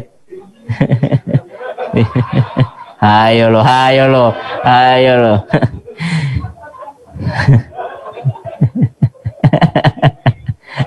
Gimana caranya? Gimana caranya coba? Ini filter Pak ngecet. Baik, bismillah, alhamdulillah. Tapi gini ya, santai aja teman-teman sekalian, santai aja. Karena Rasulullah itu santai gitu, nggak tegang-tegang amat. Jangan kalian bayangin tuh Rasulullah tuh tegang terus hidupnya, zikir terus ya kan, sholat terus, enggak. Rasulullah tuh santai aja. Ada orang yang datang kepada baginda Nabi SAW ketika Nabi SAW lagi ngumpul sama teman-temannya, sahabat-sahabatnya, kata anak muda ini, ya Rasulullah, ubayyu ka'ala sholatain. Ya Rasulullah, saya pengen masuk Islam, tapi saya cuma pengen sholat 2 kali sehari, boleh nggak? Ya kan? Para sahabat yang hadir tuh marah gitu, kok cuma 2 kali, kan harusnya 5 kali. Ya Rasulullah, jangan dikasih diskon dong, suruh juga 5 kali. Tapi apa kata Rasulullah? Boleh, silahkan. Kalau kau cuma mau sholat 2 kali sehari, silahkan. Lalu kata sahabat, lah nggak adil dong, kita masa 5 kali, dia cuma 2 kali. Rasulullah, bukankah yang wajib 5 kali? Maka kata Rasulullah, kalau dia sudah bisa nikmati sholat yang 2 kali itu, maka dia pasti akan sholat 5 waktu dalam sehari. Rasulullah tuh nggak tegang-tegang amat. Ada sahabat Nabi tuh namanya Nuaiman. Nuaiman tuh yang paling terkenal suka ngeprank gitu. Siapa aja di prank? Rasulullah aja di prank. Dia ngajakin orang makan nih, bawa makanan ke rumah Rasulullah SAW. Setelah pada makan, wah pada diem dong, pada senang. Makasih Nuaiman, makasih Nuaiman, jazakallah khair Nuaiman, makasih ya, thank you bro. Apa kata Nuaiman? Dipanggilnya ada seseorang yang dipanggil. Nah pas habis dipanggil orang ini, ditunjuknya Rasulullah, ini yang bayar ya. Jadi di pranknya Rasulullah disuruh bayarin makanannya gitu. Maka geleng-geleng kepala Rasulullah, tapi Rasulullah tidak marah gitu lah. Akhirnya Rasulullah suruh teman-temannya buat ngumpulin duit buat bayar makanan. Tadi ini dikerjain sama di prank sama Nuaiman. Maka Rasulullah itu tidak marah. Apakah Rasulullah marah sama Nuaiman? Tidak. Nuaiman itu habis dicambuk, mabuk lagi, dicambuk, mabuk lagi, dicambuk, mabuk lagi. Kan hukumannya kalau mabuk dicambuk. Habis cambuk, mabuk lagi. Maka para sahabat mengatakan begini, la'anallahu wa rasulah Nuaiman. Allah dan Rasulnya melaknat Nuaiman. Allah dan Rasulnya melaknat Nuaiman. Ditegur sama Nabi. Kata Nabi, jangan kau laknat. Saya aja nggak melaknat gitu. Dia itu orang yang mencintai saya dan mencintai Allah. Cuma ya udah perangainya begitu. Udah tobat, kambuh lagi. Tobat, kambuh lagi. Tobat, kambuh lagi. Yang penting kita pernah bertaubat. Artinya yang penting kita diakhiri dengan kebaikan. Jadi santai aja gitu. Nggak usah terlalu tegang gitu. Misalnya, wah zikir terus. Atau yang namanya ini terus. Jadi santai aja. Teman-teman mau main PUBG silahkan. Mau main Mobile Legends silahkan. Mau suka K-pop silahkan. Mau suka BTS silahkan. Mau suka K-drama silahkan. Tapi jangan itu yang mendominasi hidup kalian gitu. Gara-gara PUBG dipanggilin sama ibu. Ntar mah. Nah itu udah durhaka namanya. PUBG-nya jadi haram gitu. Lagi main Mobile Legends dipanggil sama ayah. Ntar ya lagi push rank nih. Nah itu yang membuat Mobile Legends-nya jadi haram. Tapi kalau hanya sekedar hiburan, kalian bermain dengan teman kalian berkomunikasi, kalian yang nonton BTS ataupun nonton Blackpink atau nonton K-drama atau K-pop, yang penting itu tidak menjadi sesuatu yang membuat kalian durhaka kepada guru, durhaka kepada orang tua, dan membuat kalian lebih merasa lebih baik daripada teman-teman kalian, dan membuat itu lebih kalian cintai daripada Nabi Muhammad SAW. It's okay. For me it's okay. Kalian mau nonton itu silahkan, silahkan. Yang penting jangan diikuti gaya hidupnya. Ambil pelajarannya aja dalamnya. Kita nonton kan, nonton misalnya. Daripada kalian keluar berbuat maksiat, lebih baik kalian di rumah aja nonton ke drama gitu kan. Nonton ke drama asal tidak membuat kalian lupa dengan tugas sekolah, tidak membuat kalian yang namanya jadi durhaka sama orang tua gitu. Jadi jadikan semua ini cuma hiburan semata. Ya, jamaah. Setelah Nabi SAW jadi kuli, ini masih ada nggak waktunya? Masih. Setelah Nabi SAW menjadi seorang kuli bangunan, jadilah Nabi seorang entrepreneur. Jadilah Nabi SAW menjadi seorang pengusaha. Masya Allah, tabarakallah. Jualanlah Nabi. Kenapa Allah memberikan skenario Nabi menjadi seorang pengusaha, seorang penjual? Pelajaran apa yang penting pada saat itu? Subhanallah. Nabi ini murid kelas berapa nih? Hah? Oh guru, kirain kelas 7 berapa gitu. Kayak pernah lihat di 7C atau di 7B gitu. Nabi menjadi seorang pengusaha. Gimana sih kalau orang menjadi seorang pengusaha? Menjadi seorang pengusaha itu apa yang pertama yang paling penting teman-teman kira-kira? Kalau teman-teman pernah belanja online atau belanja langsung gitu. Kita belanja online nih. Pas belanja online, nih si adminnya yang satu nih, wah Masya Allah. Nyari yang gimana sih sis? Oh kita ada kok barangnya yang kayak gini sis. Yang ini juga ada sis. Sis mau butuh berapa? Kalau mau yang ini juga bisa kok. Mau request juga bisa sis. Wah Masya Allah. Ngomongnya lembut. Ininya bahasanya bagus. Nawarinnya nggak rese. Tapi ada admin yang satunya nih ngomong gini. Kalau mau beli silahkan. Kita nggak ada COD lagi corona. Gini-gini. Pokoknya kasar gitu ngomongnya gitu. Kasar ngomongnya. Kira-kira kalau misalnya yang kasar tadi lebih murah daripada yang lembut, kalian akan belanja di mana? Tetap kalian belanja di yang lembut tadi walaupun harganya lebih mahal sedikit. Walaupun harganya lebih mahal sedikit tapi pelayanannya bagus. Kalian puas. Begitulah baginda Nabi SAW. Kenapa Allah berikan skenario hidup menjadi seorang penjual, pengusaha, entrepreneur. Supaya Nabi manis ngomongnya, nggak menyakiti hati orang lain. Supaya baginda Nabi SAW pandai dalam berbicara, berkalam, ngobrol sama orang. Nggak mungkin orang bisa jualan kalau dia nggak bisa pandai ngomong sama orang. Kita baru lihat-lihat. Bu, cari apa sih bu? Nggak ada. Lagi nggak ada stok. Minggu depan baru datang. Loh. Ini sakit hati gitu. Kalau mau belanja, belanja. Kalau nggak mau ya udah nggak apa-apa gitu. Disuruh kayak gitu penjualnya, nggak mungkin kita mau belanja di situ walaupun harganya lebih murah.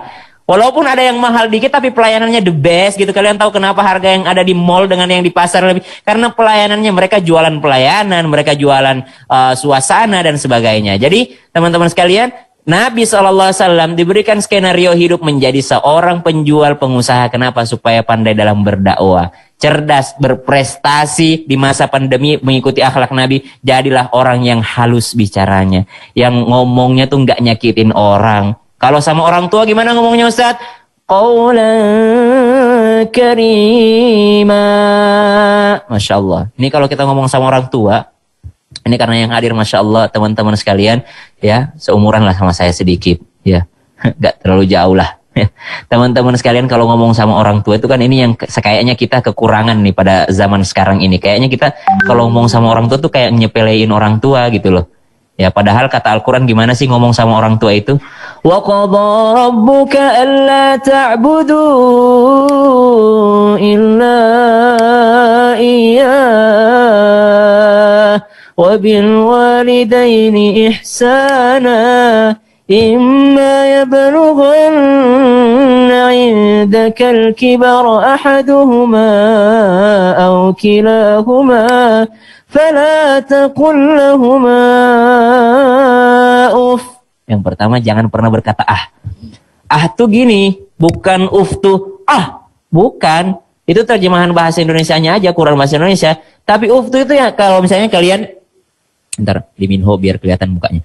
Misalnya kalian ngomong, orang tua kalian ngomong gitu, terus kalian itu udah uff. Bukan yang kayak ah apa sih, enggak. Uff tuh yang kayak siapa sih yang muncul situ? Torik murid kan? Torik aja ya. Jangan sampai kita sebut namanya ternyata guru. Torik, ini nak, ini apa ini nak? Ini Torik gimana nih sini nak? Ya. Oh ini bukan Torik ini. Ini mah Pak Irfan.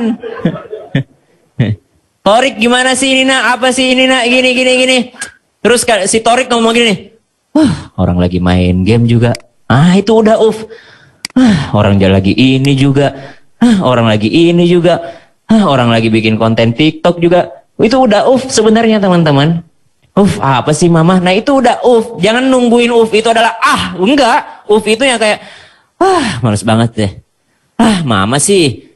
Papa sih. Nah itu udah uff. Jangan pernah berkata demikian. Oke bro, Rafid Rama Hurmuzi. Masya Allah. Oke bosku. Ya Allah.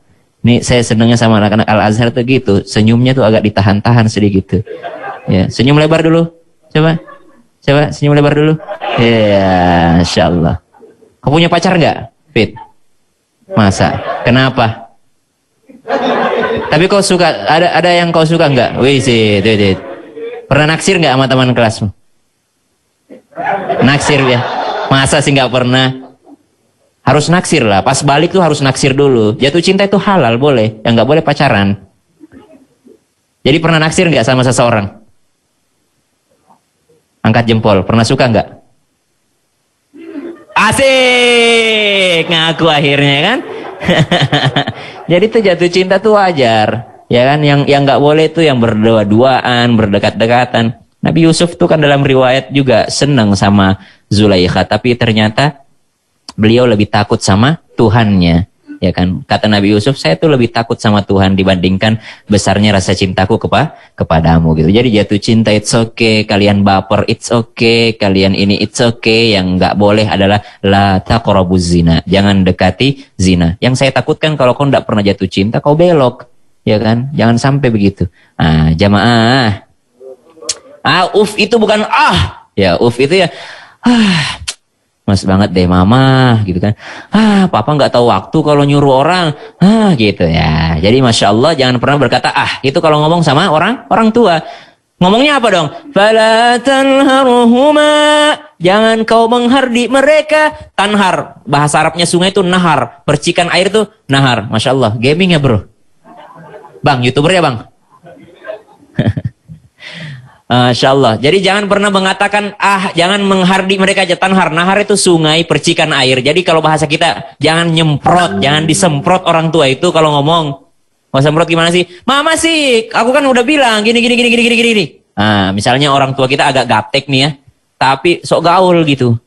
Orang tua gaptek tapi sok gaul, pengen tahu semuanya. Gimana sih caranya live Instagram, gimana sih caranya live Facebook, gimana sih caranya ini. Nanya mulu ya kan. Dek, gimana sih ini dek? Kak, coba bantuin mama. Kak ini. Waduh. Terus kita anaknya yang kayak, lah orang tua, udah tua juga. Udah itu nyemprot kayak gitu. Jangan digituin orang tua. Fala tanharhuma. Ya sebagaimana kita waktu kecil cerewet sama mereka, biarkanlah sekarang mereka yang cerewet sama kita. Nanti kita punya anak begitu juga. Ya siklusnya udah seperti itu. Terus gimana Ustadz biar bisa sabar? Ya bayangin aja Allah yang kasih kita pahala gitu. Bayangin aja Allah yang ngasih kita pahala. Makanya disebut ihsan. Apa itu wabil walidaini ihsana? Berbuat ihsan sama orang tua. Ihsan itu apa? Ihsan adalah berbuat kebaikan seakan-akan engkau melihat Allah. Atau kalau kau tidak bisa melihat Allah, Allah pasti melihatmu. Gitu Reza. Oke Reza? Ya oke. Fokus bro. Ya. Masya Allah. Jadi seakan-akan Allah melihatmu. Jangan sampai, kenapa Ustadz saya pengen banget berbuat bakti sama orang tua saya, tapi orang tua saya rese gitu. Jadi bukan masalah orang tua lo rese, orang tua lo jahat, orang tua lo nggak pernah nafkahin lo, orang tua lo ninggalin lo, ibu lo adalah single mother, bapak lo brengsek, itu nggak ada urusan. Lo berbuat ihsan bukan karena bapak lo baik. Lo berbuat baik bukan karena nyokap lo baik. Lo berbuat baik karena Allah yang suruh. Udah. Karena Allah yang suruh. Kalau kita berbuat baik sama orang yang baik sama kita, orang tidak beriman pun bisa. Kalau kita berbuat baik sama tetangga yang jahat, yang baik sama kita, nggak perlu iman untuk melakukan itu. Orang tidak beriman pun akan baik sama tetangga yang baik sama dia. Orang tidak beriman pun akan baik sama orang yang baik sama dia. Apa bedanya kita sama orang yang tidak beriman? Bedanya kita sama orang beriman, kita tuh berbuat ihsan. Apa? Tidak peduli orang itu baik sama kita atau tidak, kita tetap baik sama mereka. Kenapa? Karena Allah yang suruh. Karena Allah yang suruh kita. Itu yang disebut dengan ihsan. Maka sama orang tua disuruh wabil walidaini ihsana. Berbuat ihsan sama orang tua, nggak peduli misalnya bokap lo brengsek, nyokap lo ninggalin lo, nggak peduli. Yang penting lo berbuat ihsan kepada mereka. Yang balas siapa? Yang balas adalah Allah. Yang balas apanya? Balas ngasih kita pahala, ngebalas orang tua yang udah zalim juga sama kita. Nah gitu teman-teman. Fala taqul lahuma uffin wa la tanharhuma wa qul lahuma qawlan karima. Dan ucapkanlah hanya perkataan yang mulia. Wakhfid lahuma janahadh-dhulli minar rahmah, dan rendahkan sayapmu di hadapan keduanya. Pertanyaannya nih buat si Zili. Pertanyaannya adalah, apakah manusia punya sayap? Angkat jempol. Apakah manusia punya sayap? Ya atau enggak punya. Tapi kenapa Al-Qur'an mengatakan rendahkan sayapmu? Karena Al-Quran ingin mengingatkan. Karena seakan-akan kalau kalian punya sayap, di depan orang tua kalian, rendahkan sayap kalian. Artinya, kata Allah, aku tahu kalian bisa terbang tinggi dibandingkan orang tua kalian. Kalian ilmunya jauh lebih tinggi daripada orang tua kalian. Uangnya jauh lebih banyak daripada orang tua kalian. Jabatannya lebih hebat daripada orang tua kalian. Ilmu kalian jauh lebih hebat daripada orang tua kalian. Kalian bisa terbang lebih tinggi daripada ibu bapak kalian. Tapi di hadapan keduanya, nonaktifkan sayap kalian. Jangan terbang di hadapan keduanya. Merendahlah di hadapan keduanya. Meskipun kalian bisa terbang lebih tinggi daripada orang tua kalian. Wakhfid lahuma janahadh-dhulli minar rahmah. Itu ngomong kepada orang tua. Nabi jadi pengusaha jualan. Kenapa? Supaya bisa ngomong kepada orang tua, ngomong kepada anak kecil, ngomong kepada siapapun itu. Nabi tuh ngomong kepada anak kecil keren loh. Nabi ketemu dengan anak kecil namanya Aba Umair. Ya Aba Umair, ma fa'alan Nugair. Oh Aba Umair, gimana kabarnya si Nugair? Tahu nggak Nugair itu siapa? Nugair itu adalah burung piaraannya gitu. Nabi sampai tahu nama burung piaraan seorang anak kecil. Lah kita sering, apa sih lu bocil? Gitu sama anak kecil gitu akhlak kita. Di TikTok gitu sama anak kecil. Main PUBG nih, random kan? Random, ada anak kecil. Lah bocil, bacot lo bocil. Digituin kalau ada anak kecil. Padahal Nabi tuh peduli sama anak kecil. Ya kan, bikin konten di TikTok, ada anak kecil komen, elah bocil, digituin anak kecil. Nabi menghormati, memuliakan anak kecil. Sampai-sampai saking perhatiannya Nabi, saking cintanya Nabi sama anak kecil, sampai tahu nama burung piaraannya gitu. Ma fa'alan Nugair. Lah sekarang kita sering ngeremehin bocil. Jangan ngeremehin bocil. Bocil itu belum punya dosa sama Allah. Kita ini udah punya dosa. Kita kalau udah balik, udah terhitung mukallaf. Mukallaf apa itu mukallaf? Orang yang sudah dibebankan kewajiban. Kapan dia meninggalkan kewajiban, maka dia akan berdosa. Kapan dia berbuat kesalahan yang sudah dia tahu sebenarnya ini salah, maka dia berdosa. Anak kecil, dia mau berbuat apapun, nggak ada dosa bagi dia. Dia belum mukallaf, belum punya tanggung jawab. Maka jangan meremehkan mereka. Mereka itu orang yang mulia di hadapan Allah Subhanahu wa Ta'ala. Nabi ngomong sama anak kecil, ngomong sama orang tua, itu Masya Allah. Apa sih lagi pelajaran yang Allah berikan? Kuliah, biar Nabi itu cerdas juga. Seperti akhlak baginda Nabi SAW, kita bisa cerdas. Apa sih Nabi itu ketika berjualan? Akhlaknya adalah akhlak tawakal. Apa sih tawakal itu?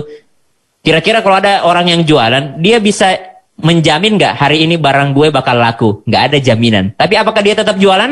Tetap jualan. Kenapa? Itulah yang disebut dengan tawakal.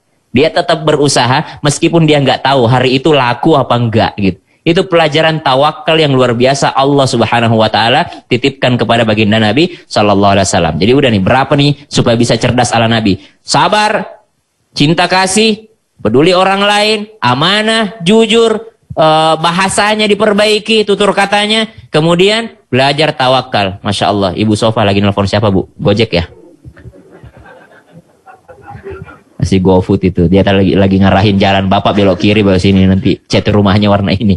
Ya, Masya Allah, tabarakallah. Jadi mudah-mudahan kita bisa menjadi anak-anak yang cerdas di masa pandemi dengan cara apa? Mengikuti akhlak Rasulullah SAW. Wassalamualaikum warahmatullahi wabarakatuh.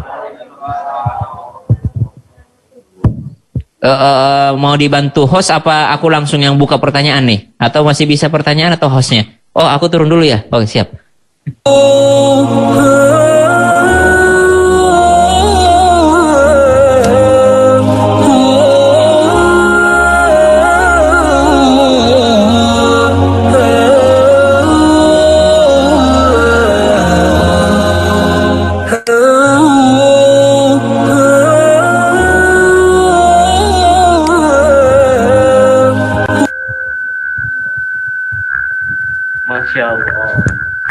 Masya Allah, Ustaz. Menarik sekali ceramahnya, Ustaz ya.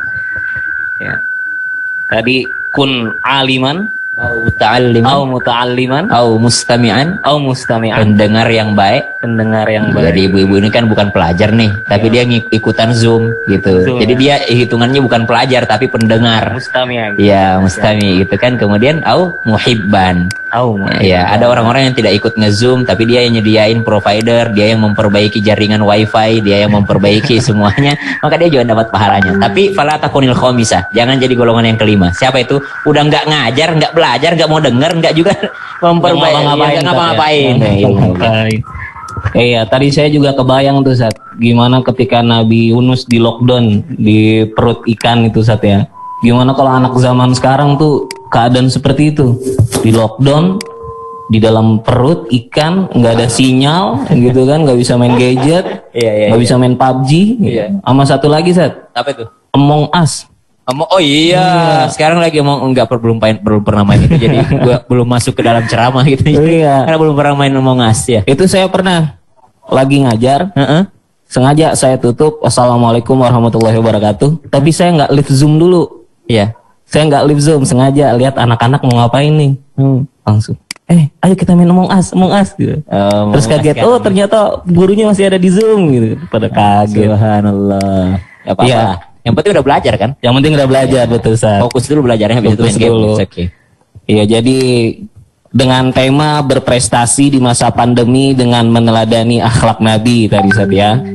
Bagaimana sifat Nabi yang penyayang, telaten, menjadi seorang pedagang, pengembala kambing, Masya Allah. Banyak sekali sifat-sifat Nabi yang patut kita tauladani sehingga kita bisa terus berprestasi.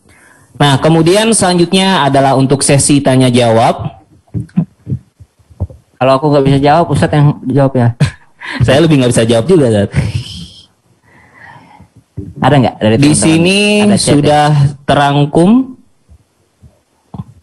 Ganteng banget sih Ahmad Fahri ini. Dari Ahmad Fahri? Oke, silakan Ahmad Fahri. Masya Allah. Assalamualaikum Ustaz. Waalaikumsalam bro, sehat? Alhamdulillah sehat. Kita terakhir ketemu di mana ya? Waktu itu di acara Abah ada Ustaz. Di mana? Di mana? iNews. Oh di iNews, anaknya Pak Kiai ini mah. Enggak. Anaknya Habib, itu kan pantas ku bilang wajah-wajah ulama. Lanjut bosku, kalau aku nggak bisa jawab tanya ke Abah ya. Apa-apa. Enggak, Ustaz, saya mau nanya nih. Siap Pak. Misalkan apa sih yang harus kita lakukan kalau kita diberi kepercayaan sama seseorang, sama atasan kita lah ibaratnya. Terus malahan atasan kita itu malah ngezolimi kita atau ngefitnah kita dengan kerjaan yang kita diberikan sama atasan kita tersebut. Nah itu kira-kira yang harus kita lakukan tuh apa, Ustaz? Gimana tuh dikasih pekerjaan tapi ternyata difitnah? Ya kita malah difitnah sama orang yang ngasih pekerjaan. kambing hitam gitu ya. Ya, ibaratkan begitu Ustaz. Ya ayyuhalladzina amanu in ja'akum fasikum binaba'in fatabayyanu. Hal pertama yang harus dilakukan, tabayyun dulu, klarifikasi gitu. Kita harus menunjukkan bahwa kita nih sebenarnya ada catatannya loh. Makanya kalau udah berhubungan sama uang, sama finansial, ekonomi, kita harus dicatat loh. Kata Al-Quran itu surah Al-Baqarah, ayat terpanjang di dalam Al-Quran, harus ada kwitansi, catatan. Karena bukti itu sangat penting gitu dalam hal ini. Nggak boleh kita main-main dalam hal keuangan itu. Harus bukti kwitansi, apa segala macam. Jadi kalau udah kamu berlaku jujur, berlaku dengan bukti-bukti yang ada, udah dicatat gitu kan. Ya ayyuhalladzina amanu idza tadayantum bidainin ila ajalin musamman faktubuh. Sudah dicatat dengan baik, insyaallah setelah itu udah klarifikasi. Ya udah, yang penting kita sudah membuktikan diri dengan real. Setelah itu kan doa orang yang terzalimi itu diijabah, bukan mendoakan keburukan. Tapi kalau udah nggak tahan banget nih, aku kasih nih doa pamungkas nih. Doanya Nabi ketika dikejar gitu sama Abu Bakar As-Siddiq radhiyallahu anhu warḍah, ketika hijrah ke Madinah, ketika itu dikejar, saya lupa namanya, yang mengejar tuh pakai kudanya yang kencang. Ketika dikejar dengan kudanya yang kencang, akhirnya apa yang terjadi? Kenapa? Tahu namanya? Suraqah bukan sih? Siapa? Suraqah. Ya, dikejar sama Suraqah. Berarti kau tahu doanya. Dikejar sama Suraqah, ya kan? Itu kudanya seperti motor yang lari 180 km, tiba-tiba direm depan gitu. Waktu mau menombak Nabi, waktu mau menusuk Nabi. Karena doanya Nabi, Allahumma kfini syarral zalimin.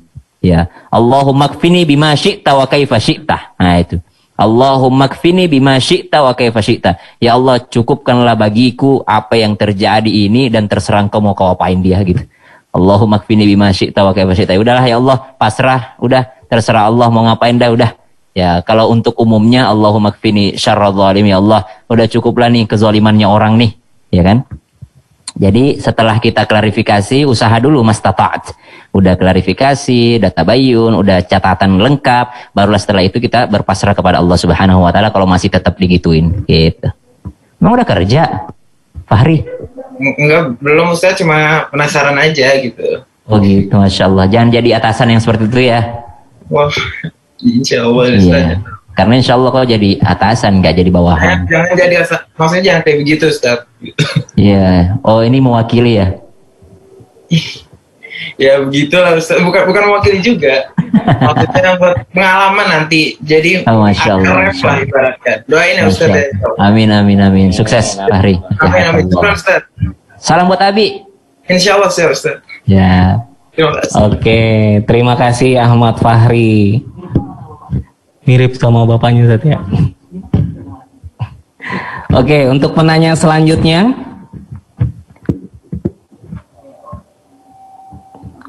Di sini sudah ada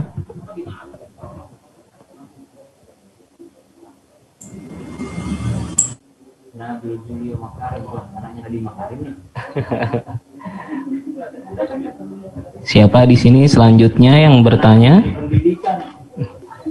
Belakangnya sama.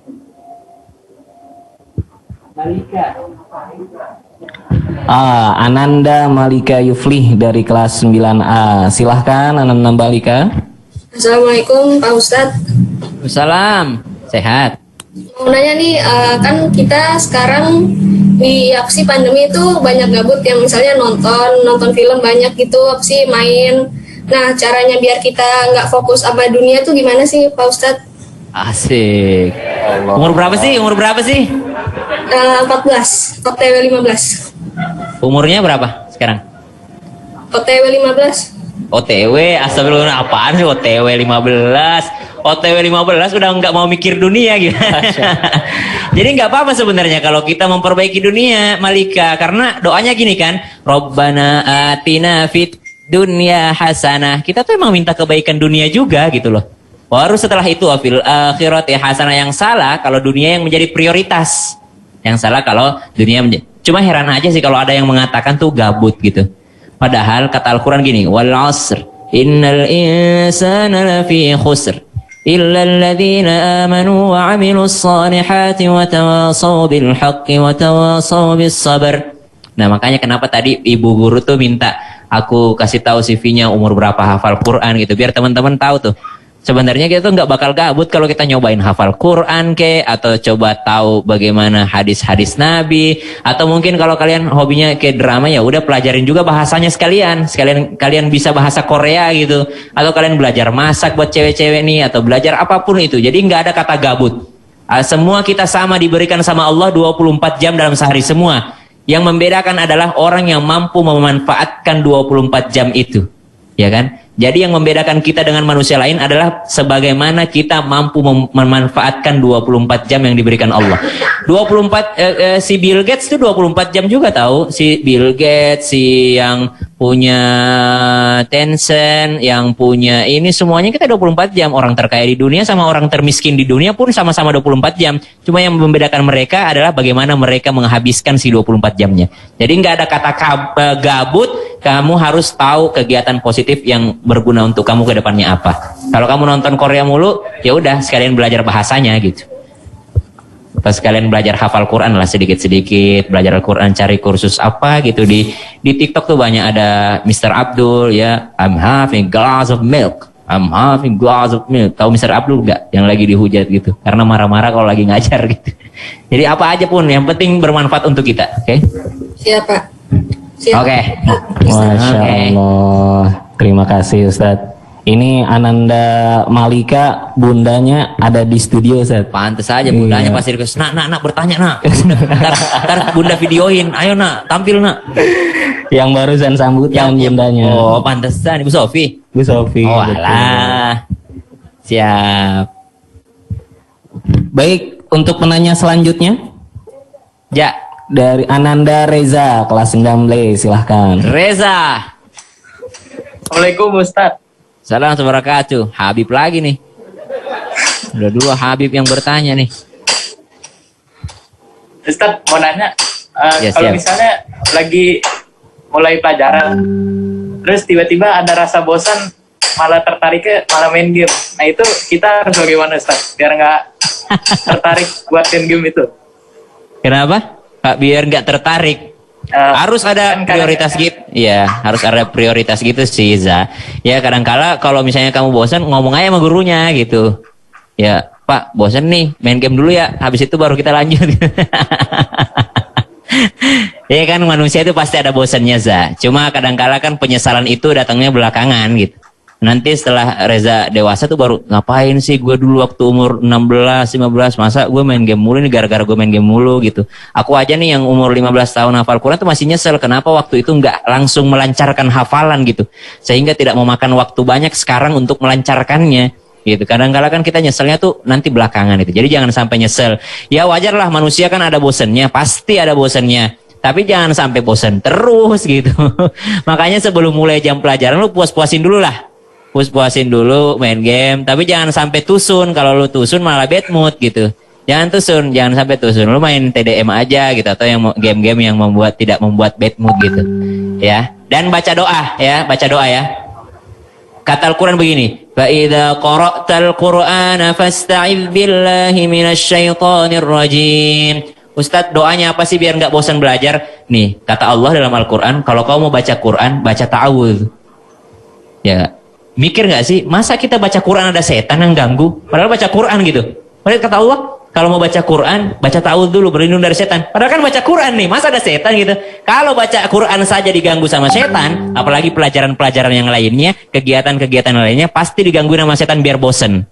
Biar bosen, biar males gitu. Maka ta'awudz. Ketika merasa, aduh bosen banget sih ya Allah, pengen banget main game itu. Selesain dulu gamenya yang tadi sebelum masuk pelajaran, lalu engkau berta'awudz ya. A'udzubillahi minasyaitonirrajim. A'udzubillahi minasyaitonirrajim. Ya Allah, aku berlindung kepadamu dari setan yang terkutuk yang membuatku bosen banget sama pelajaran ini. Oke? Oke? Oke. Oke. Syukran Ustaz. Sami-sami bosku. Masya Allah. Jadi Reza ya, bagaimana kita harus pintar-pintar membagi waktu saat ya. Betul, karena nyesel sendiri ntar. Iya, kapan waktunya belajar, kapan waktunya main game. Nih Ustadz Syam aja umur 15 tahun sudah hafal Quran. Tapi tahu juga mustalahat di game ya. Tadi tuh apa push rank apalagi tuh Zat. Skincare Zat ya. Skincare lah. Skin ya. Skin itu. Skin apa itu Zat? Ketahuan saya nggak main kan Zat jadinya. Skin tuh kalau kita punya senjata tuh, senjatanya beda sama senjata orang gitu. Oh berarti nih, dia jago mainnya nih. Oh gitu. Kalau misalnya senjata standar tuh warna hitam, kalau dia warna-warni gitu. Oh, warna-warni gitu Sat ya. Bajunya beda, skin tuh bajunya beda gitu. Pernah dapat chicken dinner Sat? Oh iya dong. Masya Allah. Jadi chicken dinner tuh paling Dulu tinggi, aku Sat, ya? pernah ngupload konten, aku tuh lagi main sampai chicken. Tapi aku sambil meroja 1 juz. Masya Allah. Tapi aku dihujat orang, dibilang mencampur baurkan antara keburukan dan kejelekan. Kuduga ini pasti ibu-ibu Facebook yang komen. Kalau ibu-ibu kan gampang banget sensitif gitu kan, langsung ini komen mau campur baurkan keburukan. Kalau bapak-bapak itu open minded. Kalau ibu-ibu sekali sensitif aja. Mungkin lagi bad mood pas komen itu gitu. Itu kan sekarang lagi sensitif semua tuh dibilang kayak gitu ya.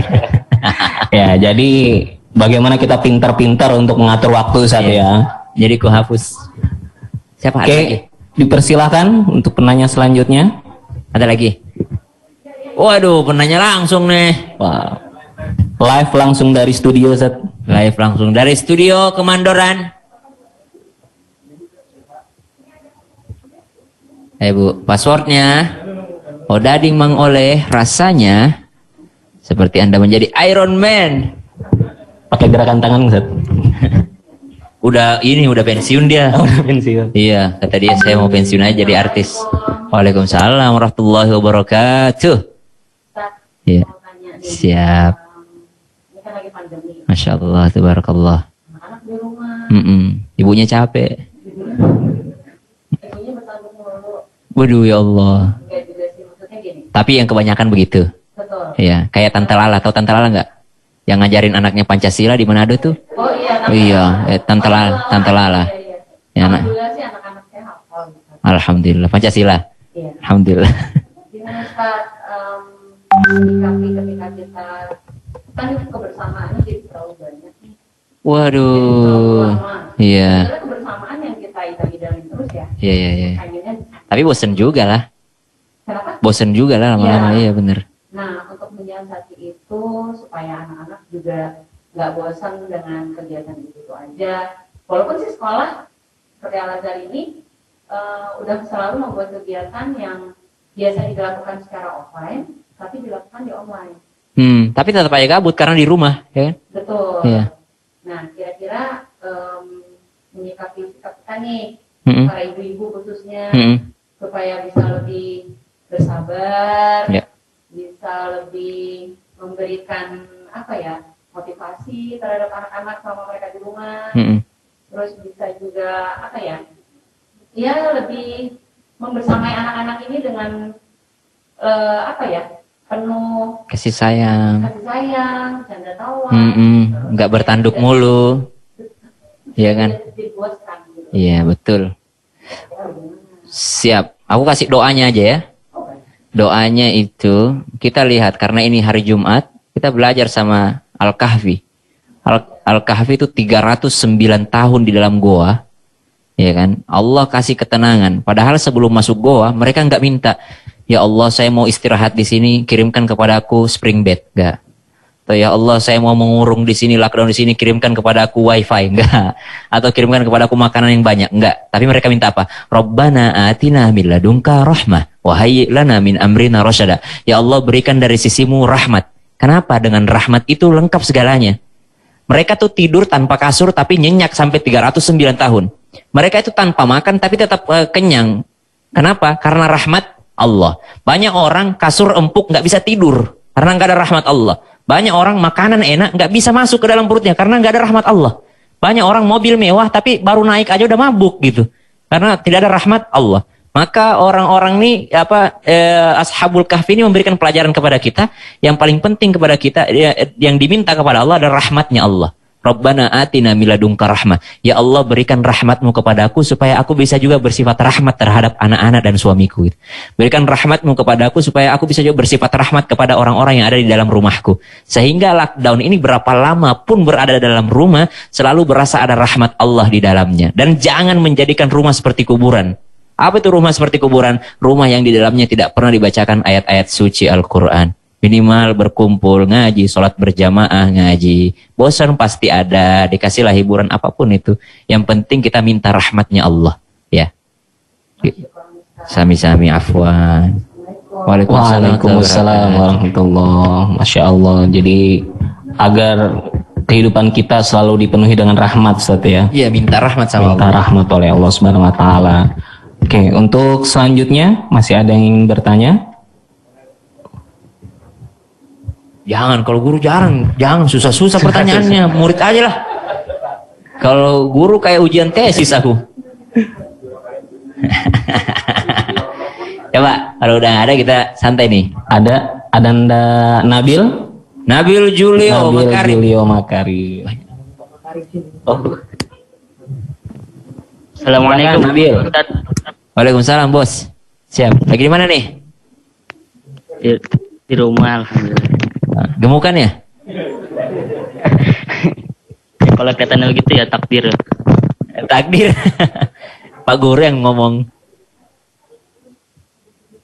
Ini boleh dilanjutin, Pak? Boleh tuh. Terserah sih, kalau mau udahan ya udahan aja gitu. Gua mah ya gimana nyamannya aja gitu. Kalau kita harus udahan ya udah gitu.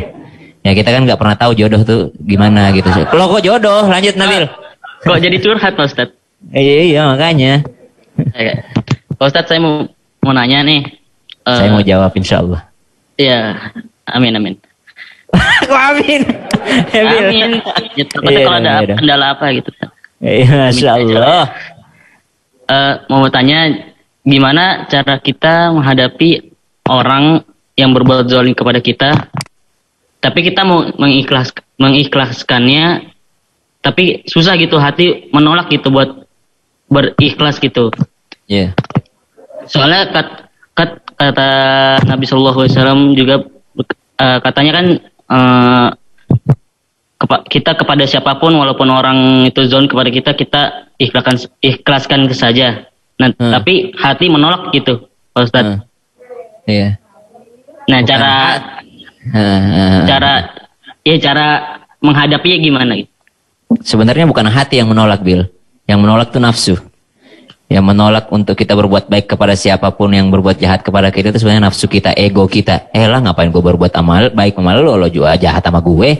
Itu sebenarnya nafsu itu, bukan hati. Tapi kalau hati itu selalu pure, murni, kebaikan. Dia nggak peduli dijahatin sama orang apa enggak itu. Cuma kan itu manusiawi, nafsu tuh manusiawi. Gimana caranya sih? Nah, Nabil tuh udah kasih clue-nya dari awal. Ikhlas. Ikhlas itu apa? Karena Allah, udah. Bukan karena lo baik sama gue, bukan karena lo jahat sama gue, tapi gue melakukannya karena Allah. Ya udah, gue berharap balasan sama Allah. Entah hati kita masih sakit, entah hati kita masih nggak menerima, it's okay, itu manusiawi. Seperti ibunya Nabi Musa alaihissalam. Ibunya Nabi Musa alaihissalam di dalam Al-Quran itu nggak mau ngelepasin anaknya itu ditaruh ke sungai. Kan lagi dikejar-kejar nih sama tentara Firaun. Semua bayi laki-laki yang lahir harus dibunuh gitu. Maka ibu Nabi Musa alaihissalam dapat firman dari Allah Subhanahu Wa Taala, kata Allah, put your baby, taruh babymu di dalam keranjang lalu engkau alirkan ke sungai gitu. Dialirkan ke sungai, ditaruh anaknya ke dalam keranjang lalu dialirkan ke sungai. Padahal yang ditaruh itu keranjangnya bukan Tupperware, bukan keranjang waterproof, bukan yang anti air. Pada saat itu cuma terbuat dari apa namanya itu, papirus. Papirus itu kertas tertua di dunia. Terbuat dari papirus, ditaruh situ keranjang itu lalu dialirkan ke sungai. Kira-kira mau nggak ibunya Nabi Musa tuh? Nggak mau. Nggak mau, hatinya nggak menerima, sedih banget, sakit banget rasanya terpisah dengan anaknya. Tapi kata Al-Quran gini, seandainya bukan kami yang melepaskan hati ibu Nabi Musa, ya faragah, ya kan, terbuka hatinya, maka dia akan tersedih terus. Tapi ternyata kita yang melepaskannya. Jadi minta sama Allah untuk membuat hati kita, nafsu kita, diri kita lebih tenang untuk yang namanya berbuat baik sama orang yang zalim sama kita. Tapi itu butuh proses, bro. Butuh pendewasaan. Jadi awal-awal lo nggak ikhlas, paksain aja dulu. Ya, udahlah. Gue tuh berbuat baik sama lo bukan karena lo baik sama gue atau karena lo jahat sama gue, tapi gue berbuat baik ya udah biar Allah yang balas ke gue gitu. Gue nggak bisa ngandelin sholat gue belum khusyuk, puasa gue belum khusyuk, zakat gue kurang banyak dibandingkan Abu Bakar As-Siddiq, dibandingkan ini amalan-amalan gue nggak ada gitu. Jadi salah satunya amalan yang bisa gue andalkan adalah gue berbuat baik kepada orang yang jahat sama gue gitu aja. Andelin pahalanya aja udah. Oke bro. Oke, makasih Pak Ustadz. Masya Allah. Puas apa enggak? Kalau enggak puas, debat nih kita nih. Udah puas. Oke. Oh ya Pak Ustadz. Apa bro? Teman-teman pada mau nanyain ID apa PUBG itu? Pak Ustadz. Super Syam. Saya hanya Menyampaikan aspirasi. Menyampaikan saja. Ya. Super Syam. Supernya kecil S-nya, Syamnya S-nya gede. Gimana? Kayaknya habis Jumatan mabar nih Ustaz. Ya. Tapi jangan lupa follow Instagram, TikTok, dan subscribe YouTube-ku ya. Syam El Marusi, oke? Syam El Marusi. Nggak usah And available on FYP, YouTube, Spotify, Apple Music, and Deezer. Lengkap lah. Pokoknya Syam El Marusi. Mantap. SYAM. Oke, terima kasih untuk Nabil Julio Makarim. Ini Mau Jumatan kita. Jalan. Ketua OSIS Ustaz yang bertanya Ustaz. Pantes pinter banget Iya, ngomongnya. Makanya menyampaikan aspirasi kawan-kawannya juga Ustaz. Betul. Nanya Yang begini nanti. ID PUBG gitu. Ya, yang pimpin demo di DPR. Tidak apa-apa kan dimulai dari situ. Nanti kan jadi anggota ketua DPR juga. Assalamualaikum Pak Haji. Oke, baik, mungkin ini penanya terakhir Ustaz ya. Iya, Karena waktu saya sudah jadwal mendekati waktu Jumat. Silahkan Naufali Wicaksana. Assalamualaikum Pak. Pak Haji. Pak Haji Nurul di Wicaksana. Bos, saya mau bertanya, Apa tuh bos? jika nanti dunia sudah terjadi kiamat dan manusia sudah ditentukan ke surga ataupun ke neraka, apakah Tuhan akan menciptakan skenario kehidupan lagi di luar surga, kehidupan di dunia, selayaknya di dunia, Pak Ustaz? Weh, kau dapat pertanyaan dari mana itu? Kau habis nonton apa kau, Naruto? Karena Naruto mati kau nanyain tentang itu. Lebih luar biasa. Saya bingung, Pak Ustaz, setelah meninggal kemana semua? Apa? Saya bingung, setelah saya meninggal semuanya dunia akan kemana? Iya, kata Al-Quran begini, wa yas'alunaka 'anir ruh qulir ruhu min amri rabbi wa ma utitum minal ilmi illa qalila. Kalau orang bertanya tentang ruh, arwah, termasuk kita kan, kalau udah meninggal kita kemana ini? Kita dunia kiamat kita kemana nih? Maka kata Allah dalam Al-Quran, qulir ruhu min amri rabbi, itu urusan Allah udah. Wa ma utitu minal ilmi illa qalila, dan kita nggak dikasih pengetahuan kecuali sedikit. Kecuali sedikit itu apa? Di antaranya kita tahu bahwa setelah kita ada di dunia ini kita alam barzakh. Setelah kita ke alam barzakh kita akan ke padang mahsyar, kemudian di mizan timbangan, barulah setelah itu siratal mustaqim. Setelah sirat barulah kita masuk antara surga dan neraka, dan sudah hancur semuanya. Sudah nggak ada lagi semuanya sudah menjadi abadi di akhirat. Kecuali sebelum kita itu ada Azazil. Azazil itulah yang sekarang menjadi iblis. Azazil itu adalah makhluk yang pernah Allah ciptakan di bumi ini. Mereka beribadah, tidak ada satupun tanah yang tidak pernah disujuti sama Azazil ini. Diangkat ke surga karena saking hebatnya. Sampai ke surga disuruh sujud sama Adam, nggak mau gitu. Karena merasa gue ini ibadah gue lebih banyak daripada Adam. Ngapain gue bersujud kepada Adam gitu. Jadi wallahu a'lam, Naufali, tapi yang kami ketahui setelah kita masuk ke surga semuanya insya Allah, amin, semoga kita kumpul di sana, itu udah nggak ada lagi dunia ini. Udah dihancurkan sama Allah Subhanahu Wa Taala, habis semua. Bahkan sebelum itu kan udah hancur semua. Gitu. Semuanya udah masuk ke alam barzakh. Dulu waktu Nabi khutbah ada juga yang nanya kayak gini. Badui gitu. Nabi lagi khutbah, datang dia, ya Rasulullah, mata sah. Ya Rasulullah, kapan kiamat? Ya Rasulullah, kapan kiamat? Gitu. Orang-orang yang hadir di situ pada heran, nih orang kagak ada sopan-sopannya kok nanyain kiamat gitu. Orang lagi khutbah juga. Tapi Nabi itu nggak marah. Nabi turun lalu bertanya, emangnya apa persiapanmu menghadapi kiamat? Gitu doang kata Nabi. Kau mau tahu? Enggak, saya penasaran aja. Soalnya kamu tuh bicara tentang kiamat, tapi gak pernah ngasih tahu kita kapan sih schedule-nya, kapan tepatnya gitu. Kiamat itu kata Nabi. Pertanyaan saya adalah, apa persiapanmu menuju kiamat itu? Jadi sama dengan Novaldi, kita terlalu banyak bertanya di mana arwah ini, di mana kita setelah mati, tapi apa persiapan kita menuju mati itu, apa persiapan kita menuju dunia itu, kadang-kadang kita terlupakan. Jadi fokus kepada apa yang akan kita lakukan setelah kita nanti berada di alam barzakh. Allahu a'lam. Thank you Noval, keren banget pertanyaannya. Masya Allah, terima kasih Ustadz atas jawabannya. Jadi itu termasuk hal-hal goib Ustadz ya? Hal goib yang harus kita yakini, imani, tapi kadang-kala tidak sampai nalar kita. Betul, hal-hal Nggak bisa dilogikakan gitu. Jadi yang harus kita fokuskan adalah bagaimana kita mempersiapkan untuk Gitu, menghadapi kematian itu Ustadz ya. Baik, sebetulnya masih banyak nih Ustadz yang ingin bertanya nih Ustadz. Masih seru juga nih, bahkan dari Bapak Ibu yang hadir di studio live ini masih banyak pertanyaan Ustadz. Gak mau aku kalau yang hadir sini kayak ujian tesis, guru-guru semua. Namun karena Ustadz Syam masih ada kegiatan yang harus dilaksanakan, Oke, terima kasih Ustadz atas ceramahnya.